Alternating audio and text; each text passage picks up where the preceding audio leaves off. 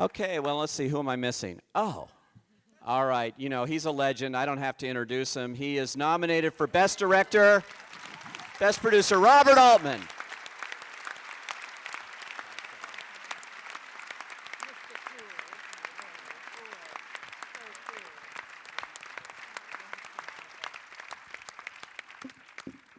All right. Well, congratulations to all of you on one of the great pictures of this year, or many other years, really. Mr. Altman, I wanted to start with you. I notice you've often called this film and many of your films an experiment.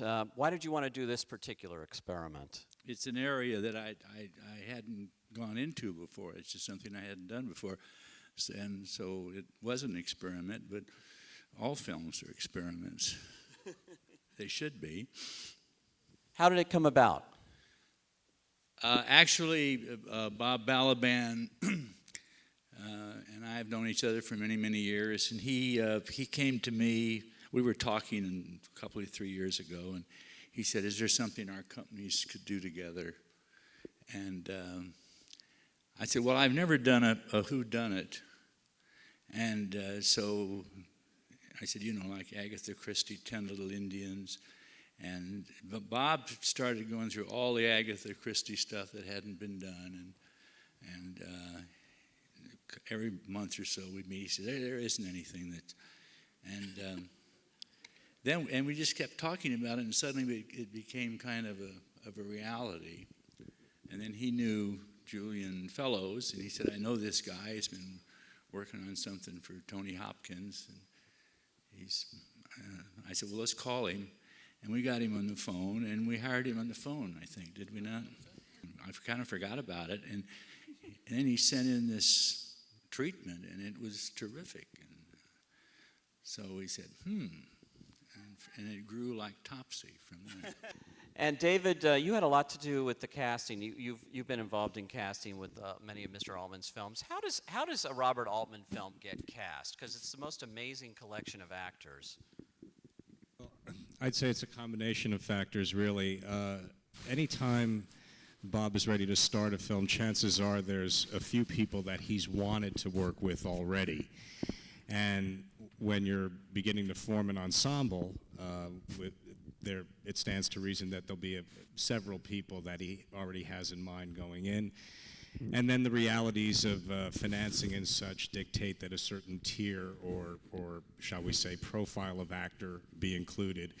And a lot of that kind of gets done on the front end of things. And then you're left with the small function of filling in the other 30 parts. And fortunately, on Gosford Park, Mary Selway was the casting director, and she knows every actor in all of Britain. Everybody who came through the door was compelling and vivid and exciting, and whether we had a part for them or not, you know, you wanted to go to dinner with them anyway. And it was just a really joyous experience. That it was a case of wishing we had more roles because of all of the genius. Well, when you have all these actors on a set, what's the one thing you tell them? What are you looking for? Because I know you give them a lot of leeway. There's a lot of improvisation that goes on. No, it's everybody misunderstands this improvisation thing that gets applied to me. It causes great trouble between the writer and myself when that sort of rumor gets out. So to stop it this time, we made Mr. Fellowes, he has another credit on the film, if you notice, he's the technical advisor. So anything that, when they say all this, how do you get them together, improvisation, et cetera, actually Julian was running around into little corners of the room writing this script as we went along as well. C'est pas vrai? I think the point that people misunderstand is that Bob creates this very creative set. And, you know, when you have something like a large dinner scene or 15 people in a drawing room, obviously you don't write absolutely everything that everyone is going to say, or the script would be longer than Gone with the Wind. And what you do is you release the actors, you kind of free them up, so that although most, pretty well all, really, the dialogue that you kind of concentrate on in the film is scripted. What it means is that there is this kind of pillow of reality going on behind, so it doesn't feel scripted, which is all helped with the roving camera, so that quite often the best lines in the film, he said rather bitterly, are half off camera. And, and the camera moves away from the actor or whatever, so that there's always this sense of overhearing real life. And that is what comes out of this thing. It's not that they're not playing the script, but they're not only playing the script. That's the point. They are playing behind the script. And because the camera is whirling around like something in a Strauss waltz, they never knew when it was. There was no question of, it's her shot. It was everyone's shot all the time. In fact, we had radio, all of the actors had radio mics all the time. And I think the sound, I think I'm right, aren't I, Bob, that the sound operator took everybody's dialogue, which is I've never experienced before in a film. I think that was probably a bit awkward for some of the ladies in their evening dresses, but they had to wear them in rather intimate places. But Hey, Kelly, can you tell me what the experience is like as an actor on an Altman film? Why does every actor want to be in a Robert Altman film? What is the great thing about that? I don't know, it's just ingrained from, I've only been sort of acting for 5 or 6 years, and all I've known is there's actors have like a top 5 list of directors they'd like to work with, but kind of know they never really will.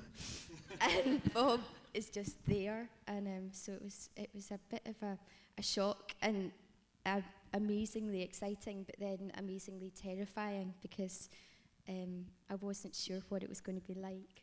Bob, I'm wondering, you really came up with this idea initially, and of course you're a very well-known actor. I'm wondering if you came up with the whole thing just as an excuse to work with Robert Altman. Well, I just really got the ball rolling is what I did. I've always wanted to work with Robert, and I was looking for any excuse to do this. So I just was sitting around thinking, what could I possibly do? And I called him, and we just started talking about this Agatha Christie thing, which seriously I thought, well, at least he paid for lunch, so we've had something out of this thing. And then we had lunch 3 or 4 times, and it started becoming something. One of the first things that, Robert, I remember you saying was, well, if it's Agatha Christie, does it really have to be about the upstairs people? I sort of prefer the people downstairs. And then we started talking about it, and it really came out that you couldn't have it seem like an Agatha Christie mystery if it was really only the serving class, because you need to have people in fancy clothes waltzing around. And then it came that it would be told from the servant's point of view. We both got, it was so exciting, just that simple idea. It's not revolutionary or anything. Jeremy, you play a real character. This is a real-life person. I wonder what the challenges of playing Ivor Novello. Tell us, first of all, who he was and how that came about in the film that we put a real person in it. Novello himself didn't sing. He didn't think much of his voice. It doesn't mean to say that he didn't sing. But he thought he had a voice like a bullfrog. And he sang as a boy chorister. And he wrote a famous song, Keep the Home Fires Burning, or Till the Boys Come Home, as it's otherwise known, and then spent the rest of his life trying to recreate the same success. He was an actor, dabbled in Hollywood, is responsible for the line, Me Tarzan, You Jane, and not much else, I think, and wrote hundreds of songs and dozens of light musical comedies, which he starred in for years and years and was hugely popular. Your brother's actually a concert pianist. Yeah, I enlisted my brother's help in a state of panic. I rushed down to him and said, what does this sound like? And he went, try it like this. And he was our insurance policy, because he came up on and recorded 3 of the songs. Well, he recorded more than that on the piano on set, and my nerve held for 2 of them, where I played and sang live, which was pretty scary in front of this lot, and then the other 3 I just tried to bit of that going on, which is just as difficult, I have to say. Helen, I'm wondering about the upstairs versus the downstairs. We know there was a very delineated difference here in the film, but I'm wondering, as actors, did you have your own kind of cliques when you were in the upstairs area as a downstairs character? Did you find it hard to fit in as an actor? Yes, they treated us very badly. No, well, the reality was we never met each other, mostly. There's some people shot in the upstairs world. I didn't at all. My whole life was downstairs. As indeed, the whole point of having servants like that is that you don't see them. They are. Well, you went there in to poison him. I went in to poison him. I had one day upstairs. Let's forget that. Yeah, but mostly Bob shot all of the upstairs stuff first, and then all of the downstairs stuff. And they were the downstairs stuff was on the most magnificent set that I've ever worked on, which it was all built, all of that, by Stephen Altman, and it was in the studio, and the upstairs was all on location in a house. We have microphones on both sides here, and if you could come down, if you have questions to ask, please, we ask that you come down to the mics so that we can hear them. And we have a special guest here, one of the stars of Gosford Park, Mr. Ryan Phillippe. Hello, good evening. Sorry I wasn't here sooner. Well, Ryan, wanted to ask you about being really, along with Bob, the only American actor in an all-English cast. Bob, are you American? Was that a challenge or an exhilarating thing for you? Both. I was really nervous, really in awe of the work of the people I was interacting with, and but at the same time, I was exhilarated because it was something. It was such a different environment, a different arena, something I had never really been a part of, and there was an opportunity to learn so much. So, how did it come about for you? How did you get this offer? I think somebody else dropped out. So, de facto. So. Okay, questions in the audience here. Come on down, right here. Yes. Hi. First of all, tops to all of you for putting out a wonderful film. My question is for Mr. Altman. The blocking in your films seems so precise and yet comes across so subtle and effortless. And I'm wondering what the rehearsal process is for that. Well, I don't know how to answer this truthfully. It sounds glib, but actually, if you put actors and they all know what their character, what they're playing, what they're supposed to be, they all have it in their head. They are the center of that universe. And the other actors and myself and the rest of the crew are orbiting around them. So suddenly we have all of these universes with all these planets. We're all running around everybody else. And, it's like those bumper cars. You try to stay out of the way. You don't want to run into somebody. And people suddenly find their place.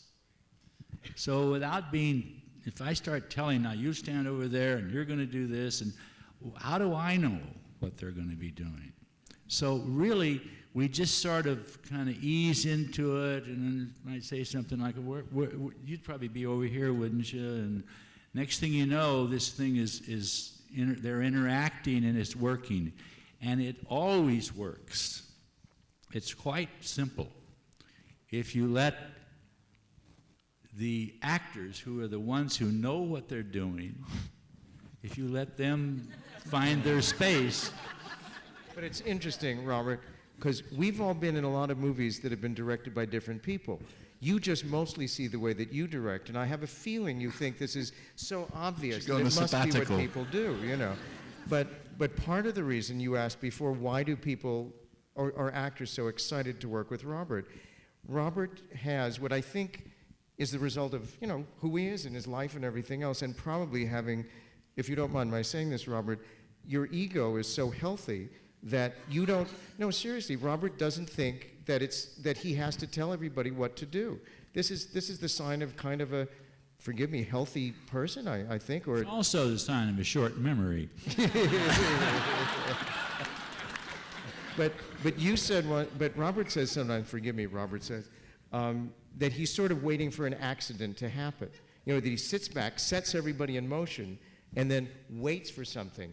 Well, that's kind of an amazing thing. There was another element in this, though, that right from the beginning, Bob made the decision to have a kind of difference of tone between the languor of the upstairs people and the tremendous energy of the downstairs. And part of the interest in the film, right from the beginning, we all felt, was in making the way this house worked absolutely specific, so that instead of, as normally when you see servants in films involving them, they're kind of generalized, and they're just kind of over there doing something in a frilly hat.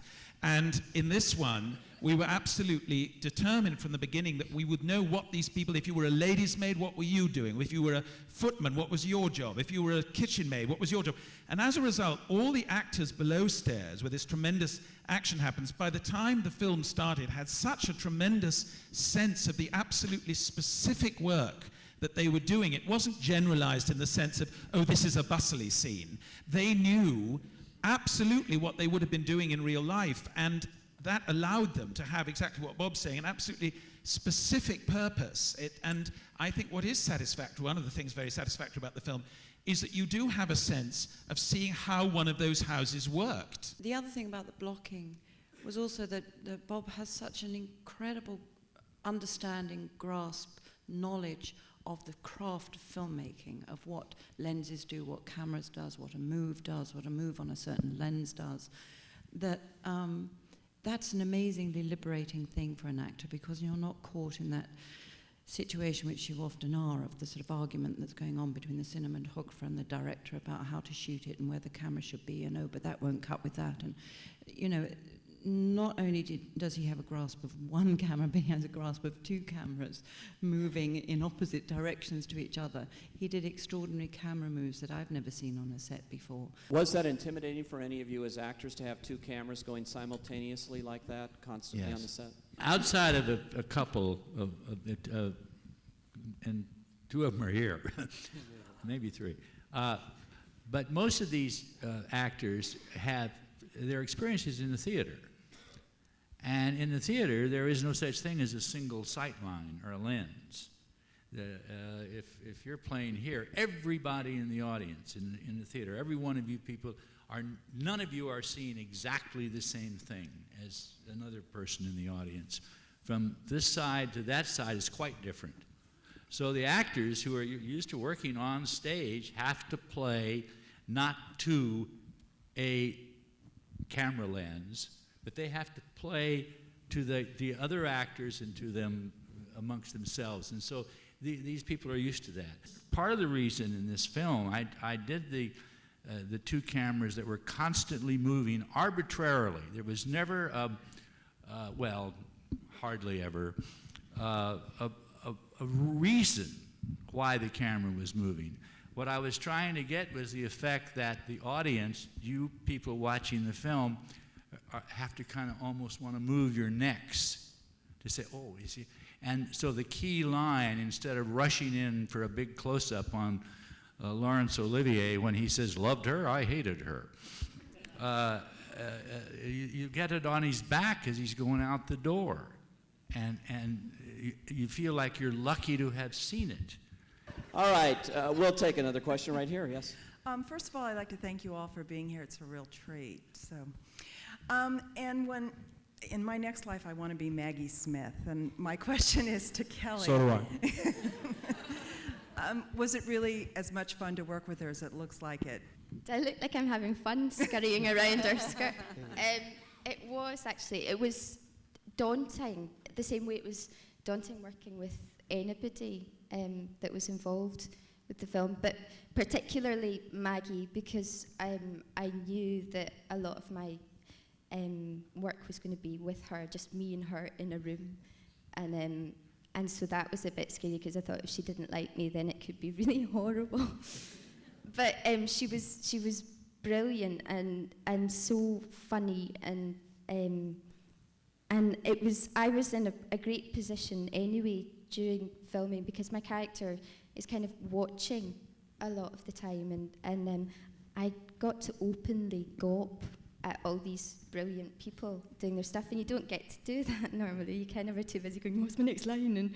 And when I did have a line, I would sometimes forget. What? She is a very imposing personality when you first meet her. The first 2 days that I worked on the movie, I was sitting with Claudie Blakely over one side of the table with Maggie the other side, and she wasn't very well when we started filming and very tired. She'd come straight from Harry Potter, so she wasn't in the best of humours. And Claudia and I were sitting kind of like rabbits in a headlight over the other side of the table. And of course there's a lot of time between takes to kind of small talk and get to know each other. And nothing much was happening at our table. At one point somebody came over, I think Tom Hollander came over and said, "Hello Maggie, how are things at your table?" And Maggie looked across at me and said, "Desperately dull, darling, desperately dull."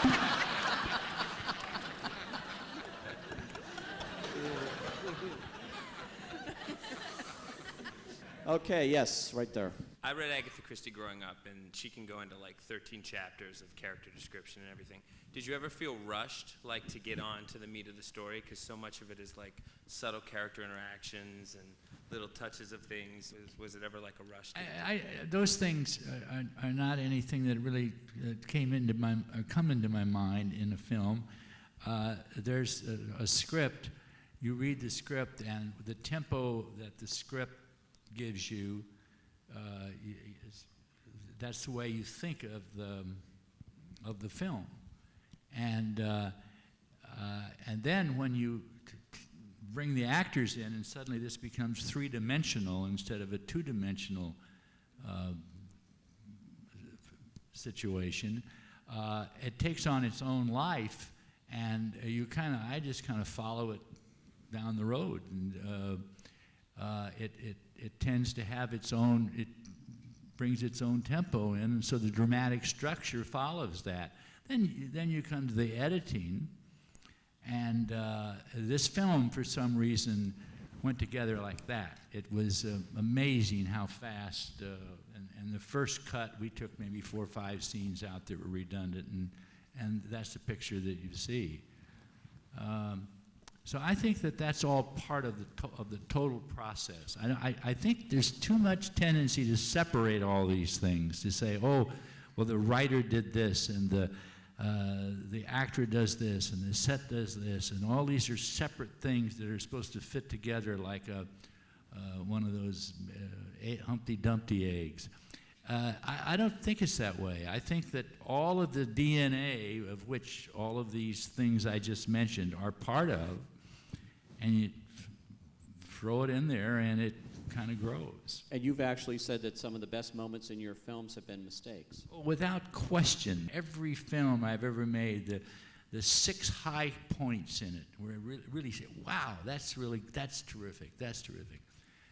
All are accidents, are mistakes, or come from somebody passing through. I mean, they were not part of the original plan. But there was room in the original plan to let those things occur and grow. And I believe very firmly in that. What was that thing that I remember somebody saying at drama school about performing? The point about rehearsing is you rehearse and rehearse and rehearse, and then when you get to play, you forget what you know. So then you can allow other things to happen, which is the same principle, which is what he allows us to do. All right. Yes, sir. You mentioned Sir Anthony Hopkins was originally involved with the project, and then you never said what happened. Would he have played the role of Sir William? I met Julian with a project that Sir Anthony Hopkins might have been involved with. That's something that Julian and I. He was never an issue in this film. And did Mr. Fellowes write all the lines for Maggie Smith, or did you just say be fabulously catty? I wrote all of them except for one, which I love, which is when she says, "Difficult color, green." And that was Maggie. And finally, Mr. Phillippe, after playing in these new movies with the young starlets, playing opposite starlets with 3 names, what was it like to work with a really hot chick like Helen Mirren?